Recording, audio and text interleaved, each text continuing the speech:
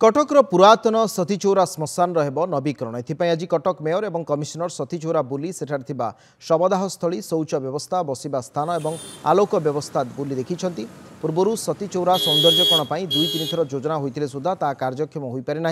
एथर 4 कोटी टंकार एक नुआ प्रस्ताव सरकार को दिज्व 2टी इलेक्ट्रिकल चुली सांग को अन्य सबू सुविधा बहु महामनीषी और जनाशुना लोकंर शेषकृत्य संपन्न होती प्रतिदिन एठारे एकाधिक लोकंर शवदाह करा तेबे क्षोभर कथा हेउची शवदाह पई इलेक्ट्रिक चूलार व्यवस्था सतीचौरा नाही। गोटे चूलार काम आरंभ होई अधपंथी अवस्था पड़ रही सेहीपरि शवदाह पई आसुथिबा प्रियजन बसिबा पई भल स्थानटीए नाही। पीवा पई पानी शौचर व्यवस्था सांध्यकालीन आलोकर मध्य एठी अभाव रही नै बुद्धिजीवी असंतोष प्रकाश करिसेंती।